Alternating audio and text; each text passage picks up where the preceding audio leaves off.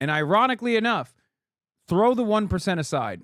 They vote, they vote for either party. They majority vote for the Republicans. Who cares?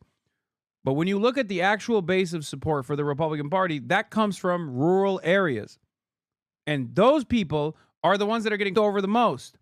Those people are the ones who are going to get harmed even further by this because they already don't have enough hospitals in rural areas. Just a few hours at midnight. AOC had a pretty good, days. Tonight, the federal government is expected to shut down. It will be the first government shutdown since the last time Donald Trump was president. A new poll by NPR, PBS, and Marist shows that if the government does shut down tonight, which we fully expect, Americans would blame Republicans more than Democrats, with 38% of respondents blaming Republicans, 27% blaming Democrats, and 31% blaming both parties. Meanwhile, the president today said from the Oval Office that Democrats are to blame, warned that he would use a shutdown to his political advantage. A lot of good can come down from shutdowns. We can get rid of a lot of things that we didn't want, and they'd be Democrat things. Congresswoman Alexandria Ocasio-Cortez, a Democrat in New York. She's executive board member of the Congressional Progressive Caucus, and she joins me now. Congresswoman, it does look like we are headed towards a shutdown. What do you see as the Democratic strategy and message here for a government funding bill? I mean, Chris, we're here to help people. We are here in the midst of this destruction of the federal government, the federal safety net, $1 trillion eviscerated from people's health care, their Medicare, their Medicaid in this country, with prices that are skyrocketing and life becoming completely untenable for the American people. We are here to try to be a backstop and to be that backstop, which is what the American people have elected us to do. So right now there's this sort of back and forth about the... Bro. I know people go AOCIA or whatever, but like, can you imagine this being the main spokesperson for the Democratic Party as opposed to Chuck Schumer, and then far more radical figures like AOC being the Chuck Schumer of the Democratic Party, and then the AOCs of the Democratic Party being far more radical, being closer to Zohran Mamdani, closer to Rashida Tlaib, or even beyond that. Like, imagine a world like that. Because that would be the competent Democratic Party. Okay? That would be the competent Democratic Party. That would be a real, true left flank party. Look at the way she's talking around this. Like, stop teasing me. I will never stop teasing you. Tax credits. And there's kind of a strange dynamic that I want to get your sense of, right? Because at one level, negotiating over the ACA tax credits is important. I mean, there are people who are going to see their premiums go up 15, 20%. Like, huge amounts are going to spike. Republicans don't like these extenders. Democrats do. They think it's good for people. But that's fully in the lane of, like, normal politics. And then at the same time, like, the president of the United States assembled 800 military commanders to say, I want you're going to have to go to war against your fellow citizens in American cities. And I think people are having a little bit of a hard time of, like, we're going to have a fight on the shutdown about the tax credits, but not about the president wants to declare war on Americans, even though I understand those two are conceptually distinct. Do you see what I'm saying? I see what you're saying, Chris, but, I think that's something. I mean, there's so much that the Democrats could wage war against the Republicans over. That's not a bad idea as well. That's not a bad idea to highlight as well. Like, there's so much. Doge cuts, tax cuts for the wealthy, and then trying to not add to the deficit as much by basically cutting $800 billion in healthcare, something that they're fighting for. Mass kidnappings taking place in every American city. ICE now having more power than they ever have had at any point since its inception in 2001 or 2003. No, 2001, right? What year did the Department of Homeland Security get invented? It was right after 9/11, right? 2002? People forget. They think ICE has been around. To really set the record straight here on. This is not a fight over tax credits. This is a fight over your ability to go to a pharmacy. What? Why is the left letting this happening? This is incredibly frustrating. Why is the left not pushing back? What are you talking about? We're literally watching a prominent Democrat push back. Do you mean, like, what? They are doing that. This is it. Why do you think the government shut down, chatter? That's the reason. We're watching it. Afford your insulin. We're not talking about just 15 or 20% increases in people's premiums. Tomorrow, healthcare companies, and today, healthcare companies are finalizing the premiums that everyday Americans are going to be paying. And we are talking about a doubling of monthly healthcare premiums, not even including your deductible, in terms of what people are going to be paying next year because of $1 trillion in Medicaid cuts that were put together earlier this year. And I don't know about anybody else, but I do not think that this is just about a tax break or a small tax extender. This is about fighting not just on tax breaks, community health centers, and ensuring that we have a stability of the American healthcare system. Yeah, it's about protecting rural hospitals. Like, rural hospitals overwhelmingly rely on Medicaid for funding. Nursing homes as well overwhelmingly rely on Medicaid for funding. Because Medicare coverage lapses beyond long-term care, nursing home care, you need Medicaid as well. And it's crazy to me that that's the base of support for MAGA. This is, unironically, the Democrats fighting against the MAGA party at the behest of the MAGA base. What are we doing?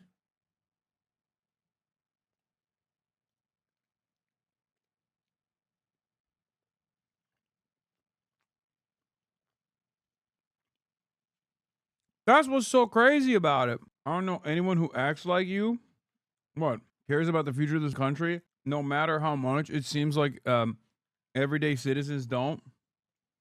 No matter how much everyday citizens act out against people like myself for caring about the future of this country, regardless of how hostile the average American is to my position. Okay, this is the last one. This is the Locum Turkish Delight. Bro, everything that I had was bomb.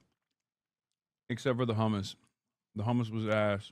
And the arayas or the za'atar wasn't great either. But everything else was bomb. Where chicken and rice at? I already downed it. And when Republicans use a legislative mechanism to cut the American healthcare system, we have to use a legislative mechanism in order to restore it and to fight for it.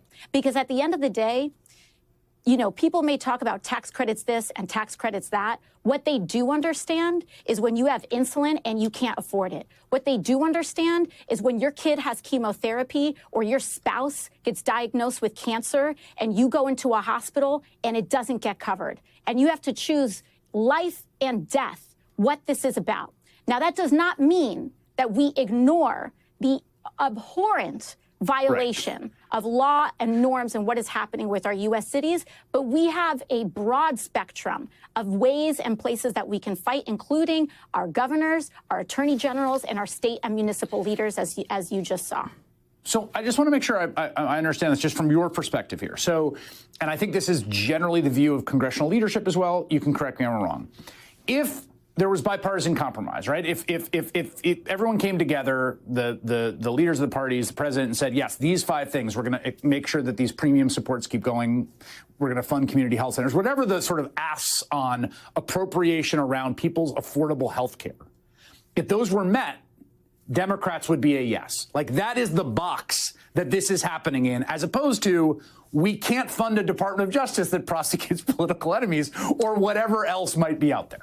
Well, let me tell you, Chris, the mechanism by which that deal is locked is not just about agreeing in concept on tax credits. We need to do it with no tricks, no games, and no backdoors, which includes rescissions.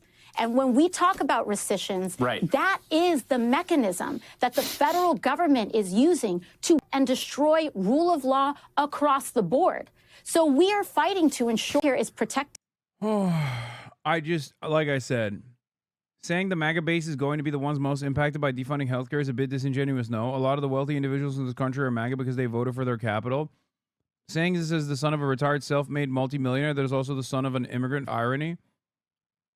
No, because while there are more wealthy people that vote for the Republican Party as opposed to the Democratic Party, there are still ton more poor people in this country than there are wealthy people in this country.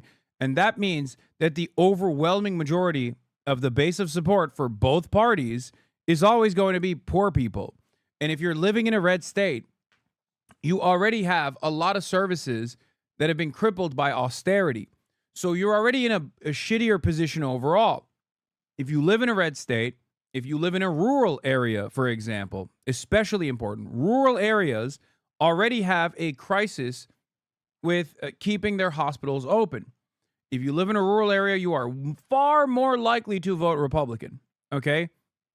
The real divide in this country oftentimes is not about like blue states versus red states. It's about rural areas versus urban environments. Okay? If you live in an urban area, you're more more than likely to vote Democrat. If you live in a rural area, regardless of whichever state you're in, you're probably voting Republican. And ironically enough, throw the 1% aside. They vote, they vote for either party. They majority vote for the Republicans. Who cares? But when you look at the actual base of support for the Republican Party, that comes from rural areas. And those people are the ones that are getting over the most. Those people are the ones who are going to get harmed even further by this because they already don't have enough hospitals in rural areas and they're slated for closure. And those hospitals already rely on Medicaid to fund itself. Okay? So when they no longer have Medicaid, when rural Medicaid recipients no longer have that Medicaid, they can't go to the hospital and pay for their health care. Then that hospital has to go bankrupt and close. So this quite literally hurts Republicans in rural areas more than anybody else. And that is the base of support. That is at the heart of the Republican Party's power. It's so crazy. It's ignorance that makes people vote against their best interests. It's a lack of faith in the opposition party. So I do still blame the Democrats for that make people vote against their best interests.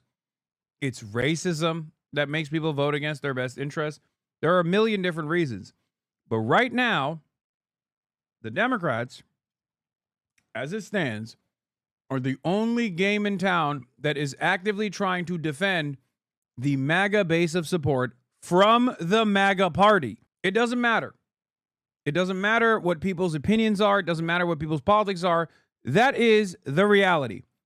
The Republican Party has taken the initiative to hurt its own base. The Democrats are willing to throw bows and force a government to a shutdown in order to protect the MAGA Republicans living in rural areas right now. That is exactly what's going on. And it's obviously not just MAGA Republicans, it's obviously Democrats as well. It's just like the working class Americans. But make no mistake, there is a sad irony to the situation. Every admit that we do that also means that the only way that you guarantee that is by forcing them to adhere to the rule of law, which means eliminating the rescission loopholes that they put in the CR earlier this year, which the Senate unfortunately had caved on then, and we're ensuring that doesn't happen now. Yeah, the quick 10-second version for people that haven't followed this is that, you need 60 votes to get the filibuster to appropriate funds for the government, but they can pass a rescission, which is to claw back some of the money already agreed to by 50 votes. So they have this kind of like cake and eat it too model where it's like, oh yeah, we'll come together, we'll pass a bipartisan appropriations bill, and then when we've done that, then we'll go and get rid of the stuff we don't like, which just seems like an insane way to negotiate. It's no way to negotiate. And again, we don't even have to get into the technicalities of this. But what is important to understand is that the way that you honor an agreement and the way that we honor our fight for health care and to define and to also protect everyday Americans' ability to afford their health care, to cover their kids, to defend Medicaid. Those are the same mechanisms that we use to defend our rule of law, to defend the federal workers that we are trying to protect in this shutdown. Donald Trump is trying to play this bluffing game of, well, maybe what we're going to do is hold all the federal workforce hostage and fire everybody. Donald Trump has been fired. Something important to consider is that taking away 20% of ACA tax credits from someone can take 10x that person's insurance spending. Some people's subsidies cover enough that they pay $20 a month, but they would end up paying over $200 with reduced subsidy. That person isn't getting chemo because they died not knowing that they had cancer because they don't go to the doctor. It's just pure evil, man. I think paywalling healthcare is one of the most evil things that this administration has actively defended.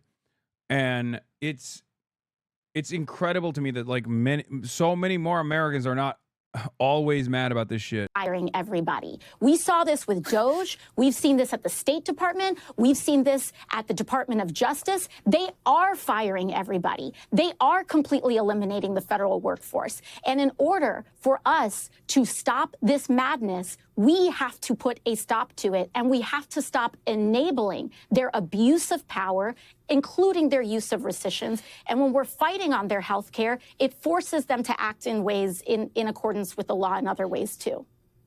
Let me ask you this. There are some people I have seen who have the following theory of why Senate Democrats have not cut a deal where they give 8 votes and move along. And that is that Chuck Schumer is worried about a primary challenge from you and is worried about the politics to his left flank. And so because of that worry about a primary challenge, he's going to shut down the government. Ergo, it is AOC's fault that the government's shutting down, or that you're somehow the kind of fulcrum of this. And I want to just ask you straight up, like, are you planning to primary challenge him? Do you think that's why he's doing this?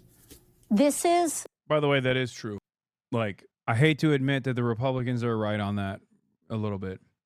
There is no world in which Chuck Schumer would actually fucking do the right thing ever unless he was reasonably worried about maintaining his office, okay? Everybody hates him, and I'm sure a part of that pressure does come from a much better alternative that will primary him into fucking oblivion. Okay? That's it. I mean, that's one part of it. That's one part of the pressure that's causing Chuck Schumer to finally fucking do any job, really. Do a job. Let's be real. I cannot believe that it took 9 months of people demanding he retire and an active primary threat from a much more nationally popular politician for Chuck Schumer to finally do the right thing for once. And before you say Chris Hayes is a dick for asking this question, I don't think so. I think it's a good question for AOC to answer, and I think her answer was pretty good. Like, her answer could have been more aggressive towards Chuck Schumer to be like, yeah, there is some truth to that. It's not me. I'm simply a way for people to voice their frustrations with the leadership of the party. You see the polls. 62% of Democrats want Hakeem Jeffries to be replaced as well. Obviously, we have a crisis of good leadership in the party. It's not a secret that I was undermined when I was running for head of oversight. Very obvious that this party needs fresh, new talent. There is a lot of demand. There's a lot of appetite for more radical and bold policy fighters. Okay, and the old guard has shown time and time again that they cannot meet the moment. If you were running for Chuck Schumer's seat, that's something you would say. And then you would turn around and say, however, now is not the time for primary conversations, and Chuck Schumer has my full confidence in this moment as long as he continues to stand strong against the Trump administration, because obviously that is what matters most. We want to make sure that Americans can continue receiving their health care. They're already suffering. Healthcare is already costly enough as it is, and we should be moving beyond this system. We should be moving beyond to a much more equitable system, one that exists in virtually every other country. Much poorer nations than ours have been able to build and design a socialized healthcare system. We can do it here as well. But in the interim, right now, Chuck Schumer and myself and every other Democrat that stands strong are there for the American population. We are doing this because we want the Republicans to give us assurances to save healthcare. So not about me in this moment. This is about people being able to insure their children. And I will say, because I saw some senators speculating about this, and I saw some Republican members of Congress saying, oh, well, if we have this shutdown, it's because of AOC. Well, if that's the case, my office is open, and you are free to walk in and negotiate with me directly. Because what I'm not going to do is tolerate... Okay, Chris. Inappropriate. You're just snorting into the microphone. God damn. Is this how you guys feel when I speak with my mouth full? You can't even say, oh, Sean Hannity doesn't burp into the mic anymore. At least with Chris Hayes, you can hear him sniffling into the microphone. Okay. 4 million uninsured Americans because Donald Trump decided one day that he wants to just make sure that kids are dying because they don't have access to insurance. That's what's not going to happen. And so if those senators think that we're having a shutdown because of me, they're free to enter my office and negotiate, because what we're not going to do is allow all of millions of people in this country to not be able to afford their insulin and their chemotherapy. So come strike a deal with me if that's what they really think is going on. I know he was laughing. There is, over the last week, it seems a lot of people, and I include myself among them, feel like a sort of rising sense of alarm about the aggressiveness of the sort of authoritarian aspirations of this government, essentially firing a U.S. attorney to replace him with a patsy who will indict a political enemy. The continued threat of using the military on American citizens, the ordering the troops to Portland and then backing up because it was 5-year-old B-roll. I don't know. Do you feel the same way over this last week or two? Are there conversations in your caucus about what this last week has meant? I think there's two things that are happening at once, and this is something that's very important for people to understand. One, there absolutely is an unprecedented abuse of power, destruction of norms, erosion of our government and our democracy in order to prop up an authoritarian style of governance. That is happening. However, they are weaker than they look. And it is important that we remember that, because what they rely on is the impression of power, the perception of inevitability, in us giving up in advance to say, oh, what's going to happen if I stand up, et cetera. Nothing's going to happen. They rely on that perception of inevitability and power so that people comply in advance and acquiesce in advance and give up in advance. And at the end of the day, Donald Trump is at record levels of unpopularity in his tenure. The Republican House is at record levels of unpopularity. They are underwater across the board, and they know it. She stole your whole flow, dog. Dog, why do you think I fucking speak? Why do you think I say these things? I say these things so you repeat them. I hope that politicians will repeat them as well. The fuck do you mean? It's free ball, baby. It's free money. And no, I don't think she got this from myself. I'm sure she also arrived at the same conclusions on her own. And that is causing them to double down in public, but it is backfiring. That is why, whether it's a shutdown, whether it's all of this, they want us to blink first. And we have too much to save. Protecting people is too important a task for us to give up before anything even starts. So they may want to send people in, but these National Guardsmen do not want to be turned against their fellow Americans. We're seeing this here in Washington, D.C. It is an insult. Donald Trump is insulting the service members of this country by putting them on these silly tasks that they themselves do not want to be enforcing. And so we have to understand that standing up matters, that our voice matters, to not give in to this cynicism, because that is what they rely on in order to perpetuate this idea that they are that they have total immunity from consequence. They will experience the consequences of this, but we have to be the consequence, which is why we have to stand tall right now alongside everyday Americans who want us to be standing up right now as well. I want final question for you is about a ruling that came from FBI director cut ties with the ADL. I know, I'm going to get to it in a second. a federal district judge. By the way, that was a great speech. Obviously, it'd be rather silly of me to say that that's a bad speech, considering it's one that I have delivered as well in the past. But it's great. Who's been on the bench for decades and who was appointed by Ronald Reagan.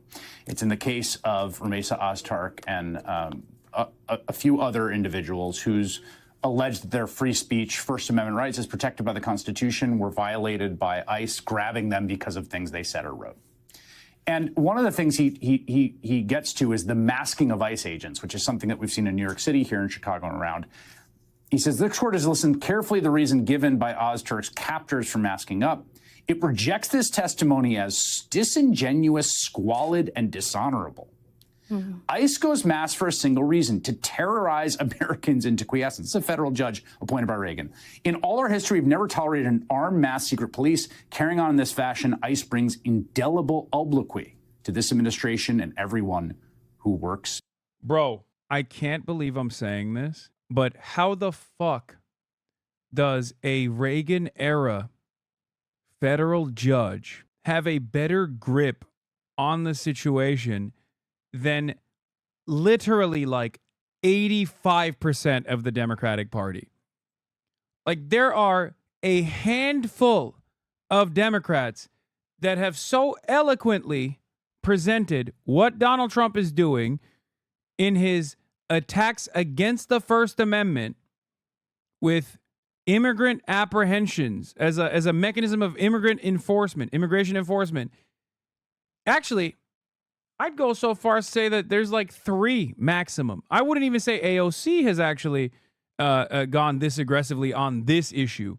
It's like Rashida Tlaib and Ilhan Omar, and that's kind of it. This is another thing that I have been screaming about from the rooftops over and over again. And I'm so glad that it took a motherfucking Reagan judge to correctly point this out. Using normal people words to get normal people votes. Wait, what? Use normal people. Man, what the fuck are you talking about? I'm not saying you should deploy the term indelible obliquity or however the fuck you say it. Are you stupid? I say it all the time. The Trump administration is cynically framing the conversation against Israel as one that is actually about anti-Semitism and combating anti-Semitism, and they're doing it from the mechanism of immigration enforcement. They're deporting people for talking shit about Israel. That is unconstitutional. That's unconstitutional. The Constitution protects migrants, both documented and undocumented alike, on U.S. soil. Okay? A lot of people misunderstand what the Constitution is supposed to do. A better way to frame this is as a restriction on the government. Okay? That's what the Constitution is doing. The Constitution is not there to restrict American citizens. It is there to restrict the government from regulating American citizens on certain issues. It protects every single person on U.S. soil unconditionally, okay? Citizens and non-citizens alike. Documented citizens, documented non-citizens, and undocumented non-citizens alike. There's no confusion on this. And yet, for some weird reason, Democrats haven't been saying this, okay? The whole point of the fucking Constitution is to regulate the government, is to restrict the government. And the Trump administration, as I correctly pointed to early on, even before he actually became president, was going to open up the door to eroding First Amendment protections by starting immigrants that they thought were more vulnerable because people wouldn't defend them. Okay, and also attack the issue starting with anti-Semitism, which has a lot of institutional persuasive power, because there are a lot of advocacy groups on the right and also on the left, on the liberal side especially, that have been tasked with, quote unquote, combating anti-Semitism, which is, simply to stop people from saying shit about Israel. Okay? Yes, on the liberal side as well. Even on the leftist side. There's a reason why there are so many fucking progressive, except for Palestine leftists out there who claim to be leftists, but then, only until recently didn't realize that Israel was a fucking ethno-state doing an apartheid and a genocide. There's a reason. And that is because of the institutional capture of the Zionist lobby and Zionist advocacy groups. That's it. And the Trump administration was very well aware of this. And they realized that that would be the easiest way to open up the door to eroding the First Amendment. This is all laid out, as I have told you time and time again, in Project Esther, which is the First Amendment attack that the Heritage Foundation designed, starting with anti-Semitism, starting with tackling anti-Semitism, which is like anti-Israel sentiment, of course, and then using immigration enforcement, where there's unilateral power in the hands of the fucking state, only to then move on to anti-Christian behavior, for example, or anti-capitalism, as the Trump administration is now designing under new designations as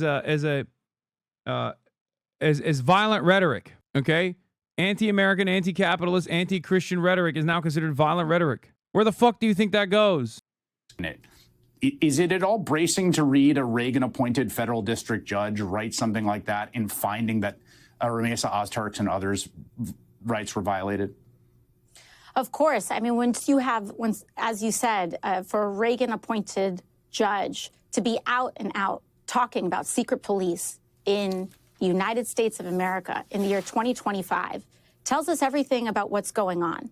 And we get to these extremes through these small erasures and steps when everyone says makes an exception here or makes an exception there. And then before you know it, you have masked agents roaming the streets of this country that do not feel entitled to identify themselves or do not feel like as though they answer to the American people at all.